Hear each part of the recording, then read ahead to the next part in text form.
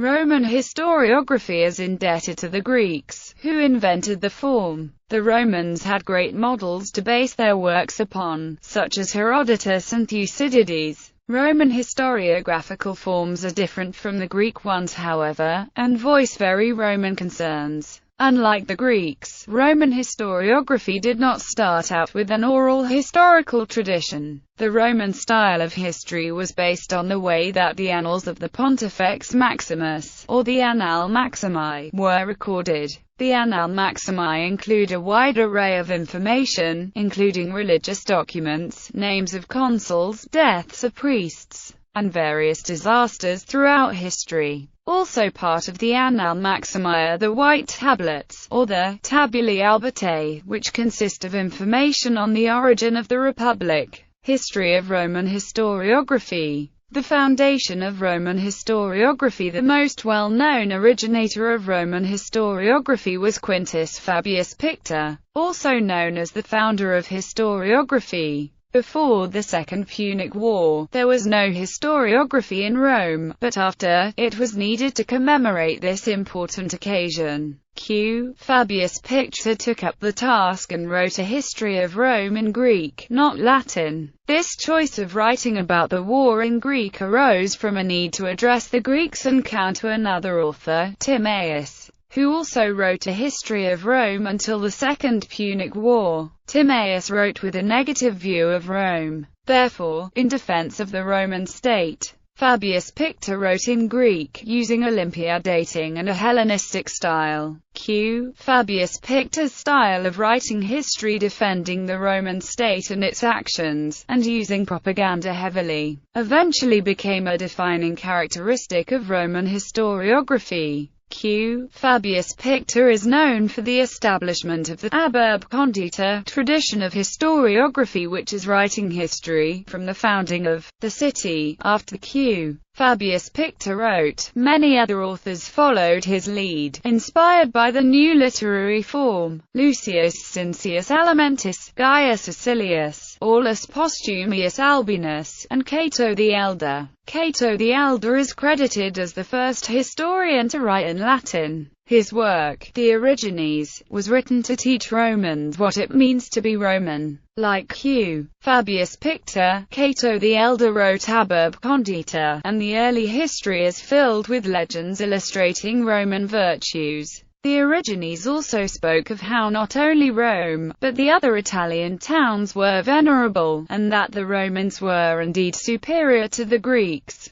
The Romans enjoyed serious endeavors, and so the writing of historiography became very popular for upper-class citizens who wanted to spend their time on worthwhile, virtuous, Roman activities. As leisure time was looked down upon by the Romans, writing history became an acceptable way to spend retirement. Almost as soon as historiography started being used by the Romans, it split into two traditions: the Annalistic tradition and the monographic tradition. The Annalistic tradition. The authors who used the Annalistic tradition wrote histories year by year, from the beginning, which was most frequently from the founding of the city, usually up until the time that they were living in. Some Annalistic authors, Gnaeus Gellius wrote his history from Menenius until 146 BC. Lucius Calpurnius Piso Frugi wrote trying to figure out why the Roman society had begun to decline. His history chronicled Rome from the foundation until 154 BC, when he believed that the society had hit its lowest point. Publius Mucius Scaevola wrote a history from the foundation of the city in 80 books. Sempronius Aselio wrote a history from the Punic Wars until c. 100 BC. Quintus Claudius Quadrigarius wrote that all Roman wars are just, and that the Senate and all Roman dealings were honorable, in annalistic form. The monographic tradition. Monographs are more similar to the history books that we are used to today. They are usually on a single topic.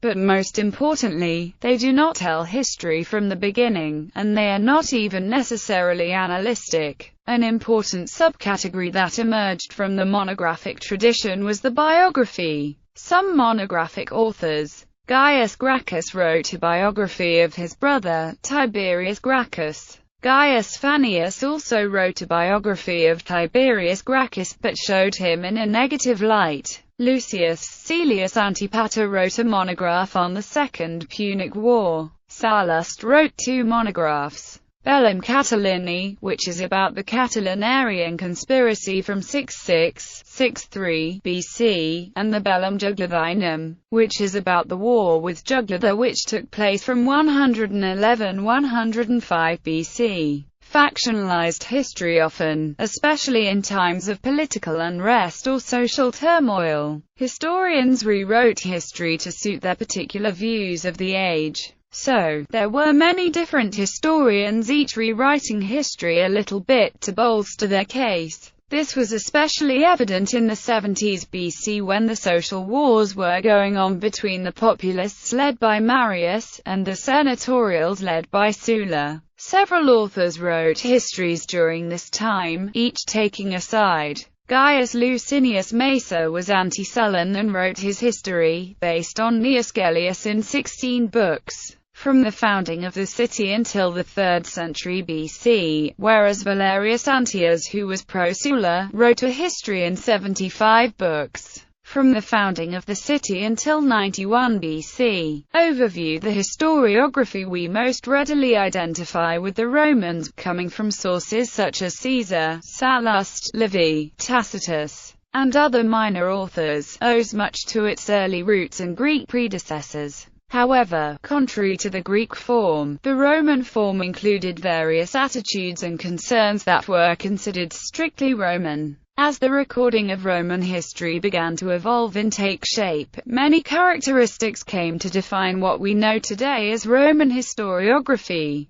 Most notably the strong defense of an allegiance to the Roman state and its wide variety of moral ideals, the factional nature of some histories, the splitting of historiography into 2 distinct categories, the annals and the monograph, and the rewriting of history to suit the author's needs. Characteristics: annals are a year-by-year arrangement of historical writing. In Roman historiography, annals generally begin at the founding of Rome. Proper annals include whatever events were of importance for each year, as well as other information such as the names of that year's consuls, which was the basis by which Romans generally identified years. The annal seems originally to have been used by the priesthood to keep track of omens and portents. The Annal Maximi were a running set of annals kept by the Pontifex Maximus. The Annal Maximi contained such information as names of the magistrates of each year, public events, and omens such as eclipses and monstrous births.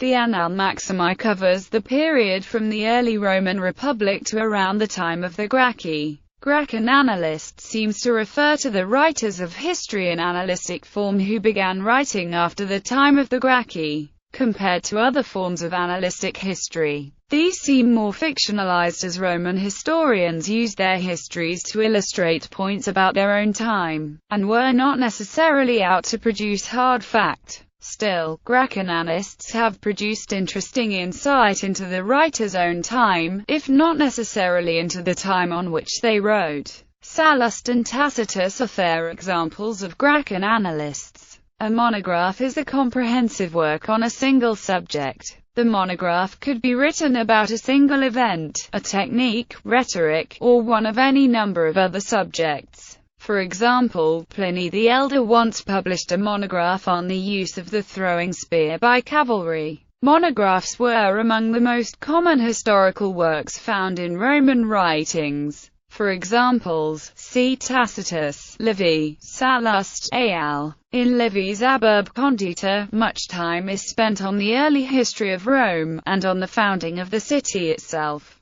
In Sallust's histories, the founding and early history of Rome is almost reduced to a single sentence. Thus, the Ab Condita form is extremely variable while continuing to mold Roman histories. Senatorial history describes history written by or with information from a Roman senator. Senatorial histories are generally particularly informative due to their insider's perspective. A general pattern of senatorial histories is that they seem to invariably contain a reason that the author is writing histories instead of remaining involved in politics. Sullan annalists politicized their past. They were partisans of the Sullan faction who carried on the Marius and Sulla conflict through their histories, often rewriting them to fit their own agenda. Some Sullan annalists may have been sources for Livy. Valerius Antias was a Sullan annalist, but he was not viewed as a credible historian. He seems to have been trying to counter the Marian historian, Licinius Macer. Antias' history, written in 76 books, is melodramatic and often filled with exaggerations and lies. In his history, anyone named Cornelius is considered a hero and anyone named Claudius is an enemy, and the opposition to the populares never went by a consistent name, but were instead called Boni, Optima, or Optimates, implying that they were the good guys.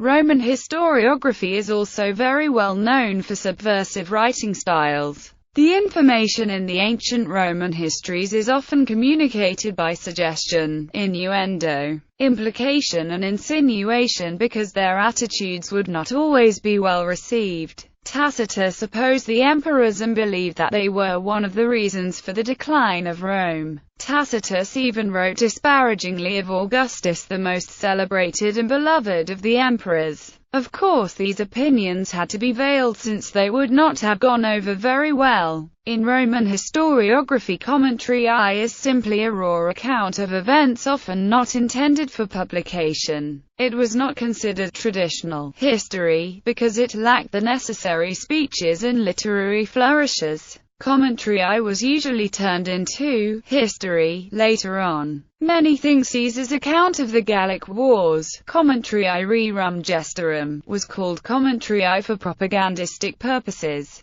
They believe that it is actually history, since it is so well written, pro-Roman and fits the traditional patterns of historiography. Ancient Roman historians did not write for the sake of writing, they wrote in an effort to convince their audiences. Propaganda is ever present and is the function of Roman historiography. Ancient Roman historians traditionally had personal and political baggage and were not disinterested observers. Their accounts were written with the specific moral and political agendas. For example, Fabius Pictus started the tradition of historiography that was concerned with both morality and history and affirmed the prestige of Roman state and its people. Ancient Roman historians wrote pragmatic histories in order to benefit future statesmen. The philosophy of pragmatic history treats historical happenings with special reference to causes, conditions and results. In Roman historiography, the facts and an impression of what the facts mean are presented.